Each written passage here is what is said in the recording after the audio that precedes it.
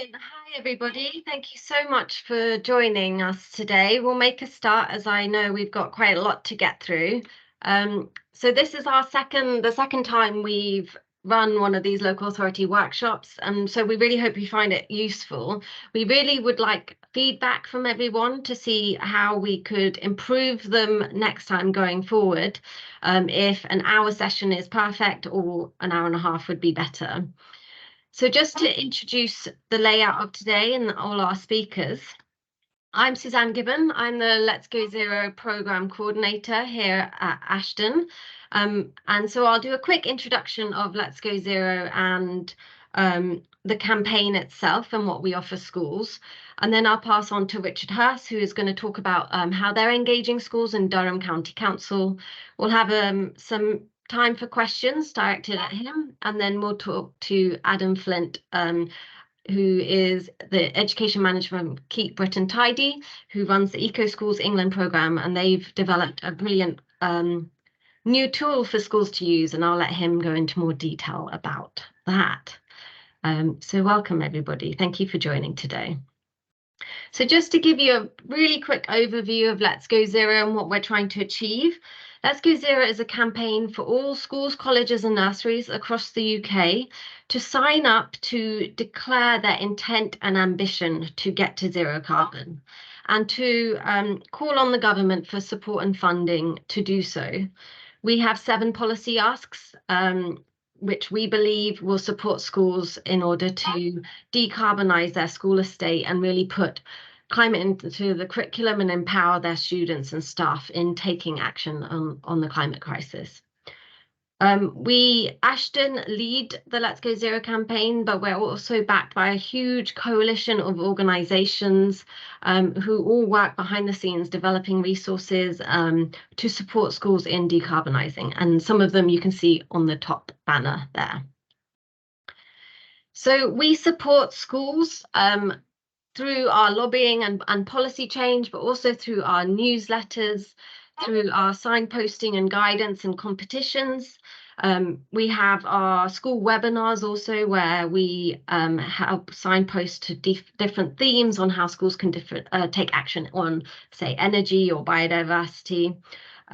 There's loads of free resources that our coalition partners have developed, and we've got a brilliant new project, our Climate Action Advisors Network, which is just starting now. So we'll have more information about that probably in our next workshop for you. But my colleague is sharing all the various links for you to look at through the chat box. Just to highlight that we have our OVO Foundation Nature Prize, which is now open. It closes on the 27th of November, and this is all about increasing access to nature for students and improving biodiversity and kick-starting that climate action. The prize itself, there's lots up for grabs, and it's a really nice, easy sort of form to fill in. So please do signpost this to your schools and encourage them to apply, as it is a cash prize for their sort of environmental project. And it goes quite nicely with what the Department for Education is doing with the Education Nature Park. But without further ado, I'd love to introduce you to our first guest speaker, Richard Hurst, the Education Development Advisor for Sustainability Education from Durham County Council, who will tell you all about what they're doing to engage with their schools. So I will stop sharing my screen and hand over to Richard. Lovely. Thank you, Suzanne. Hopefully that's going to work in a second when it thinks about it. There we go. Hopefully you can all see that. So yes, delighted to be here. Got quite a few slides, but I'll rattle through them, but I'm happy for these to be shared with people afterwards. So I'll quickly talk to you about our main schools program here in Durham called Eco2 Smart Schools. And then I want to quickly talk to you about a new program that I've been working on with a partner organisation of ours called Climate Friendly Schools as well. And the other thing I just wanted to mention, which I did mention to Suzanne just before we started, there's a really interesting Schools Week article that was released yesterday, looking at the whole challenges around decarbonisation, but also some of the opportunities for schools and education. So I'd recommend taking a look at that as well. The link is there on screen. So a little bit of background to us. So in Durham, we've been engaging with schools for quite a long time. Historically, we had very much kind of ad hoc support. Then we were fortunate to get involved in a carbon trust pilot back in 2010, which I think about 45 other local authorities did. Based upon that, we created our own program called the School Carbon Reduction Program, which we initially launched and worked with 60 schools as a pilot to see if it worked, which it did, focus very much around behaviour change and education and engagement. And then to make it viable for us as a large local authority, we've got 270 schools in our patch. We made it a commercial buy into our offer through a service level agreement. Done a whole host of stuff. We rebranded it and called it Eco2 Smart Schools in 2018, launched a dedicated website, and we work with over 240 of our schools and academies and trusts every year. And we also then tied it in with our climate emergency response plan, which we launched in 2020, which I know many other local authorities have as well. And we offer a broad mix of support where we do it through our website, through email, telephones, direct in-school support. And depending on what the requirement is, that's either delivered by colleagues of mine in the local authority, in the low carbon team, or it might be me or others in education, or it might be through our contracted provider who does the vast majority of the in-school work, which are charity Oases.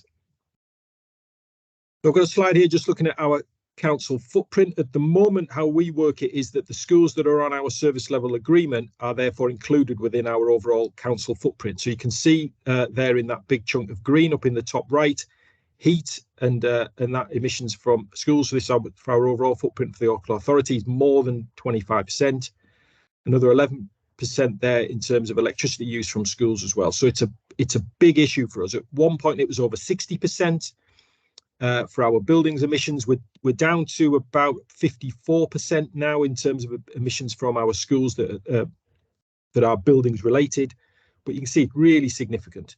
At some point, I think we're going to be having, and we've already started the conversations about, do we keep schools in our footprint? Do we take them out and include them in our county-wide emissions? That's to be dealt with another time, but I'm sure a few of you are probably battling with that challenge as well. For the schools, therefore, that are on our service level agreement, they get access to our energy portal, which we use the Systems Link platform, and they get access to this Energy Manager Live. So they all have their own dedicated login. If they're part of a trust, they get trust-wide access and so on. And it just means that they can then interrogate their data. But this is a sort of snapshot of what the front page of that portal looks like. But basically, the portal allows them to do a whole chunk of analysis of their energy use. So this is just simple electricity and graph use, comparing it year on year. They can look at it in terms of kilowatt hours, price, carbon emissions. They can choose to look at it at days, weeks, years, more than 1 year, etc. Just allows them to really feel as though I've got some sort of handle on what's going on. We also like to use these footprint heating graphs as well. So this is simple stuff where you've got the hours of the day across the top is every row. Every column. Every row is then a day of the week. And this just helps schools to see what's happening in terms of when their boilers are firing up, are strange things going on. Are they being used on weekends when they shouldn't be, out of hours use, etc. But it's just really good to be able to interrogate usage and to be able to work out what might be happening in different parts of their school estate. The in-school offer that is provided, as I said, by Oasis colleagues and is overseen by me.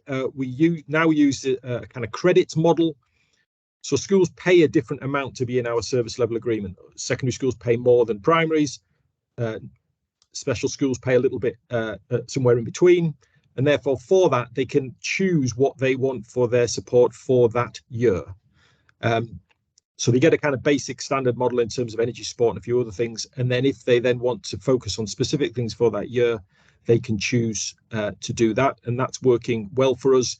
We did do it more on hours and things in the past, but schools are finding this credits model seems to work quite nicely for them. What it also allows them to do, if they want to do something big, like a big switch off day or a particular kind of whole school event, then we can bring a number of the Oasis colleagues into school at that time. And therefore, that's why it uses a few more credits. We also have the website, Eco2 Smart Schools. I'd recommend have a look at it. There's some of it is publicly accessible, and then schools that are members log in and get access to more stuff. So just I thought you might be interested in a few case studies just to give you a kind of sense of where we are.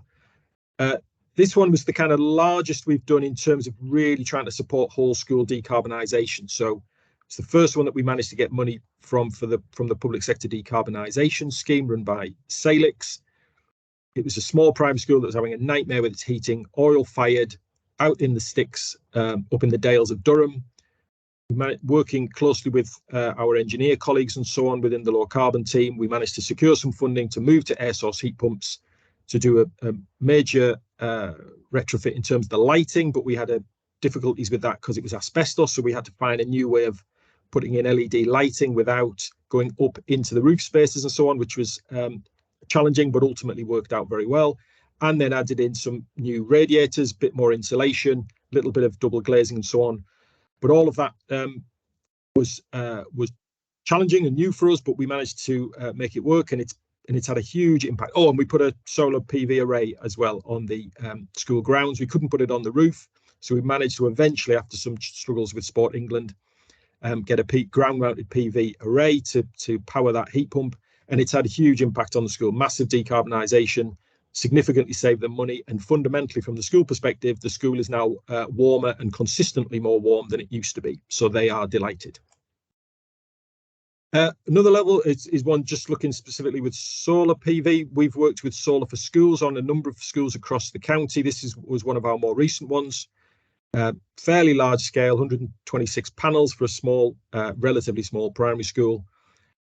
They managed to bring in some additional funding as well, which helped to keep their costs down, and they used their DFE capital grant to be able to reduce the costs that they were paying back to Solar for Schools as well. This school decided to not go down the power purchase agreement and actually then just funded the programme through school capital and so on, but they borrowed some money from the local authority to be able to make that work. Again, they're delighted that it's ultimately saving them significant money and obviously reducing their carbon emissions significantly. Different one again, which is much more about behavioural change. So this was a sixth form centre, which is the biggest establishment we've got in the county, over 3,000 pupils. And it was the Oasis team working with their officers to look at what was going on with their out of hours gas use. If you can just make out on that little graph at the top, it then looked at heating was running 24 hours a day, trying to work out why, what had changed, what had gone wrong. But ultimately, working with the facilities team, they managed to work it out, made a 30% reduction in terms of their gas usage. And similarly, that site, which has been expanding, had added a new multimedia centre. Again, there was some strange things going on regarding their electricity use and so on. And by working with the Oasis colleagues, managed to get that base load down significantly, as you can see from that second graph, and to be able to get the kind of spikes of electricity use down as well. So again, saving money, saving emissions, all beneficial all the way around for us. One thing that we did, which to be honest started out as a very small idea, was to do a schools conference, which was going to be face-to-face. COVID got in the way, so we ended up then going virtual. Had a few conversations with Durham University, and it spiraled out of all recognition of what we were originally planning. So we're now planning our third event linked to the COP programme. We're involving schools overseas. So the first year we had 140 schools from Durham and overseas. This year we're at just about 100, 17 countries involved, I think it is this year. And it takes a bit of work to plan, but these are kind of hour-long activities that we run through Teams webinar, and the university love it because it helps them to get their research out and to ask questions or be asked questions directly from students. The schools like it because it provides an international element, and we like it because we just like to bring lots of people together and hear what schools are up to from all around the world. So previous versions are available on YouTube. This year's one happening on the 6th and 7th of December. And this year we've also got some Durham colleagues out in COP in Dubai who are going to feed in live. Touch wood, fingers crossed, if all the technology works. So we're excited about making that happen. And the other thing for us, obviously, is connecting into other activities. So we're really keen to make sure Durham is a signatory to Let's Go Zero. Many of our schools, and we've supported the Eco Schools programme for many years. We also use Earth Hour. We help schools to get involved in the Sustainable Development Goals. So it's very much that kind of package approach from our perspective as a local authority. And for me to see where the connections are and the opportunities are in terms of learning for our young people and for our teachers, for that matter. And I just quickly wanted to mention this, which is a new initiative. So Climate Friendly Schools is a new program that's being developed and funded by Oases, as I mentioned, which is a charity that works closely and is based in Durham. And this is an initiative which is very much supporting the DfE's sustainability and climate change plan. And it's really about helping schools to reduce their overall impact. And the focus of it is very much around wider climate issues. That's what it's driving to do, and to tie that climate action and climate education together. Not that radical a format. It's engaging pupils, teachers, basically anyone in terms of the whole school community, and trying to bring things together, get them to do a climate friendly audit, and then look to drive forward with an action plan, which again will link well with what schools are doing as part of the DfE plans for 2025. Focusing on these key areas, but again, each time with that kind of climate focus to those different elements around buildings, water consumption, etc. And it's using this theme again, not revolutionary of the campus. For those of you like me who've been around a long time, will remember sustainable schools and curriculum campus community. Now they've added on culture and the kind of futures, which is the sort of green skills elements of it, getting young people to think about what future opportunities there may be for them. And if the schools then want to work through it, there's an awards program for it as well. So it's free for schools to take part in and to use the resources. If they want to go through the recognition phase, there is kind of small costs connected to that. But take a look at the website. It's all very explanatory. And hopefully that is it from me. I think I've gone over by 2 minutes. Apologies, Suzanne. I will stop sharing my slides. Thank you so much, Richard. That was absolutely brilliant, and it's so great to hear what you're doing in Durham. There are a couple of questions for you, and then I'll introduce Adam. There is a chance in your breakout rooms to ask more questions and have a bit of a discussion. But just for now, Richard, we've got a question in. Do the schools willingly go on this energy portal? And does the council promote the portal and incentivise the schools to use the data? Some schools, in terms of willingness, one of the things we ask schools to do is to put their own meter readings onto the portal, so that we've got sort of 3 lots of data coming in. We've got automatic meter reads, we've got the invoice data, and we ask schools, their caretakers and so on, to add in. It tends to be site managers and business managers that engage most with the portal. We do have some very keen kind of senior leaders and some keen kind of eco champions, whatever you wish to call them, within schools. But it's generally the business managers and the people that are really focusing on the budget who focus on the portal side of it. But all of our officers use the portal a lot. So when we're going into school, we'll already have pre-looked at what the data is telling us, so we can try and see what the trends are, and having that access to the data for us was fundamentally a game changer in terms of how much we could do with schools. Brilliant, thank you. And I'm just conscious of time, so hopefully we'll get 2 more questions in.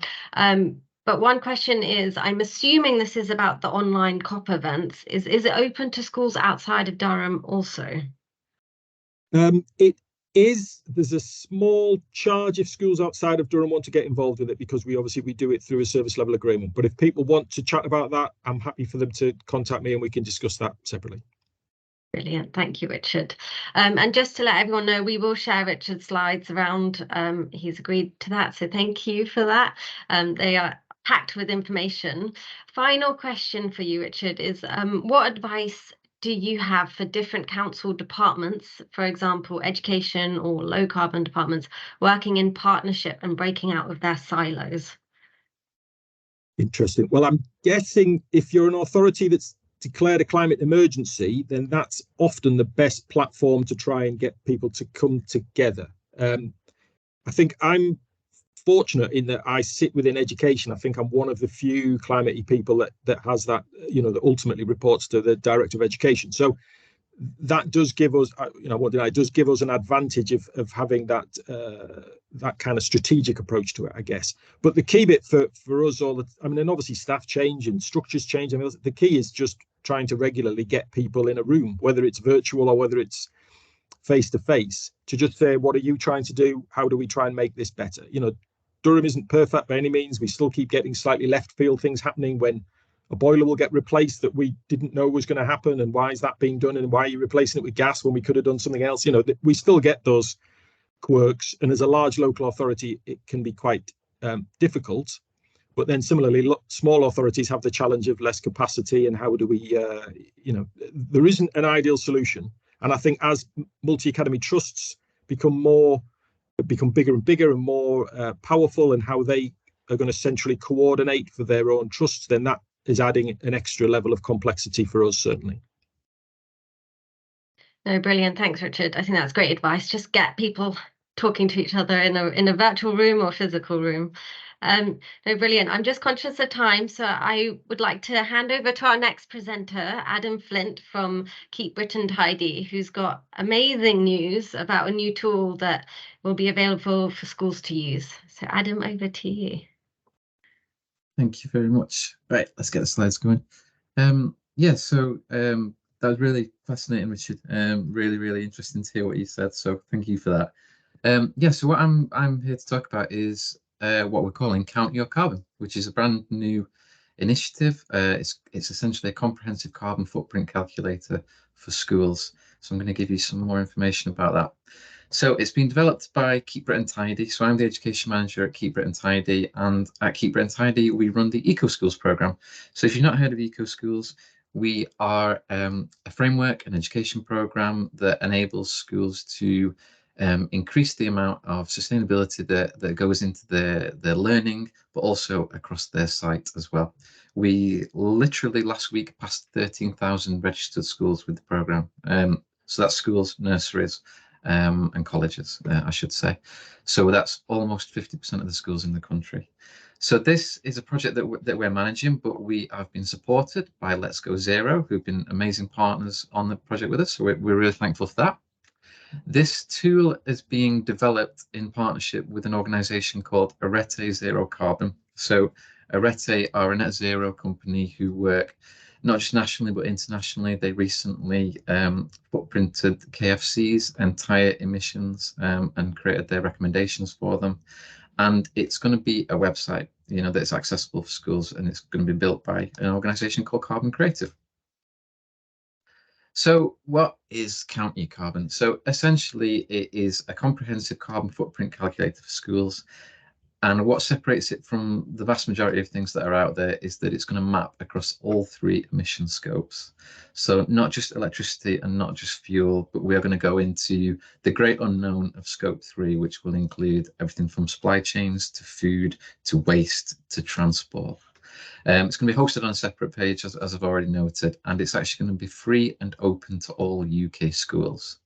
So we are very, very close to launching, actually. So you possibly will receive an invite in the next week or so, but we are going to announce it in just over 2 weeks on the 15th of November, and the actual final thing will be ready in January, and schools can start using it.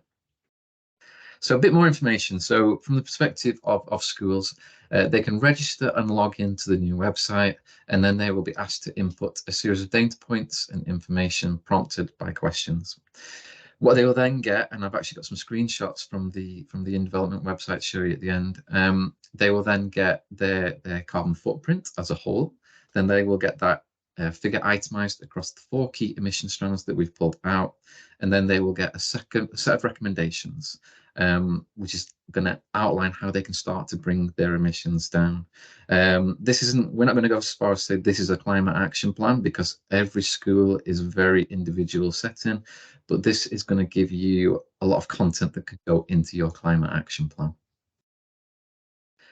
Why are we making Count Your Carbon? I think this is pretty standard, apart from the obvious, which is to bring down the country's carbon emissions.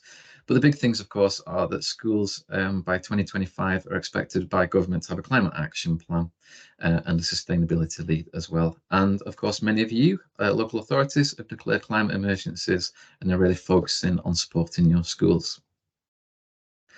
So a bit more information. So the tool has been designed not just for mainstream settings, primary, secondary, but also for nurseries, different SEND settings. But we are sort of drawing the line at boarding schools, because obviously boarding schools have got probably another 12 plus hours of regular energy usage a day compared to a lot of schools. We have been consulting extensively with schools. We have got a lot of we've got a big sort of like go-to team of business managers, site managers, sustainability leads, and teachers who have been working with us throughout basically the last year to build this tool. And as of next week, they are going to start user testing the beta version of the website. We've got the question pathway, I would say about 90% locked down, and they're going to go through that. They're going to pick it apart. Hopefully they're going to be brutal with us, because they are brutal with us all the time, which is brilliant. It helps us. Yeah, it's been a really collaborative process with lots and lots of schools, not just nationally, but the schools as well, which has been great. We've been able to access the data of hundreds and hundreds of schools to go into the back end of the website already. And this is really important, because what it does is it forms benchmark averages in the background. So schools are obviously not going to be able to give us all the data points that they require. Many are on different service level agreements with access to different amounts of information. What we've been able to do is draw from the hundreds and hundreds of schools that we have for to form indicative averages. So a school will be able to choose an average for my school type and size, and then it will still feed in a fairly strong figure towards their overall carbon footprint. We've been consulting as well with lots of local authorities. We've even had meetings with Richard, various others from across the country.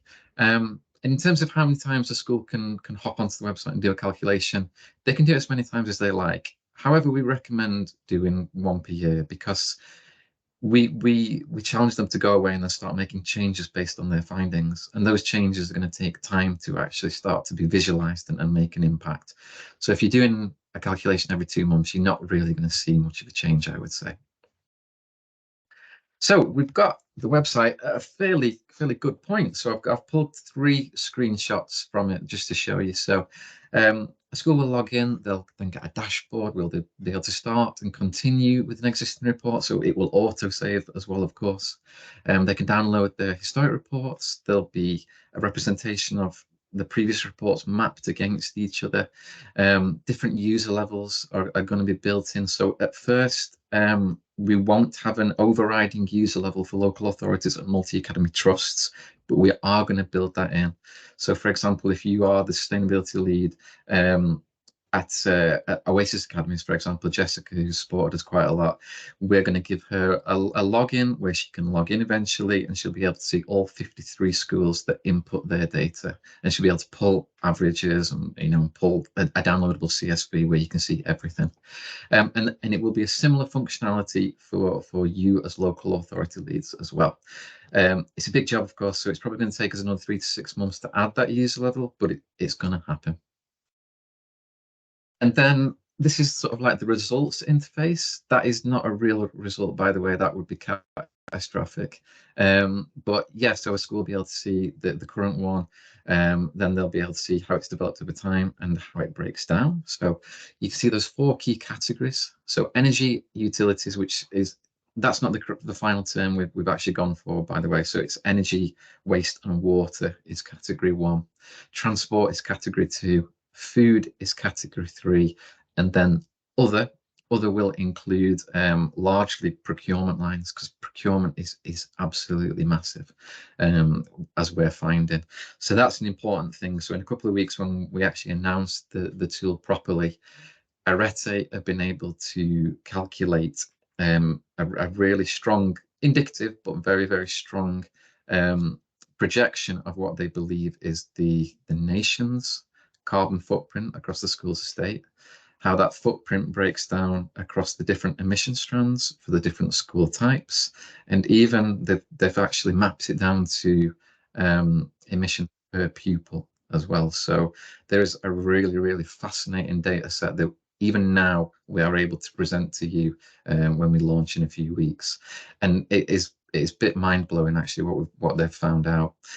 And I think that's really important to consider. So this is going to be an evolving tool. You know, it's going to be marketed throughout the 13,000 eco schools that we have. All our partners hopefully will get on board and support it as well. And year on year on year, the tool will improve as the data that's inputted into it grows. You know, so every summer we'll update the emissions factors. We'll have all of this data, and we'll be able to update the algorithms in the background, and it will become more and more accurate as it's used more and more. So it's really exciting. And just to come back to the partnership with Let's Go Zero, what's really exciting there is we're going to help their new climate advisors to use this with schools as well. So it's a really exciting thing for us moving forward. And I think that is pretty much it. But if you have any more questions about eco schools and any more questions about the tool, please get in touch with me. I'll actually put my address in the chat. I think that's easier. So I'll stop sharing. Brilliant. Thank you so much, Adam. That's really exciting, and it's definitely a tool that schools have been asking for from the beginning of time, really. So yeah, I think it will be very much used. We've got a question in the chat, and then we'll probably then head out into breakout rooms for you to all have sort of more informal discussions and share learnings. So just a quick question is, can you upload the Excel meter data sheets to this platform? Will that be a possibility? My instinct says no, although I am not the web developer. But to upload, so there's this series of questions essentially that you go through. So obviously you'd be able to reference your sheets and drop that in. It's a pretty quick form, to be honest with you. That's one of the interesting things is we could have had 100 questions on this sheet and nobody would have done it. And we found like the sweet spot between usability and actually getting a good footprint. So I would say it's not a case of directly being able to update a CSV or a download of yours onto this. Unfortunately, you would have to add them individually, but that process doesn't actually take as long as you might think. Yeah. Brilliant. Thank you, Adam. We're going to leave it there, just in conscious of time, but I will share Adam's email address with everybody so that they can get in touch if they need to. I'm going to stop the recording so that we can have a bit more informal discussion as we head into our breakout rooms.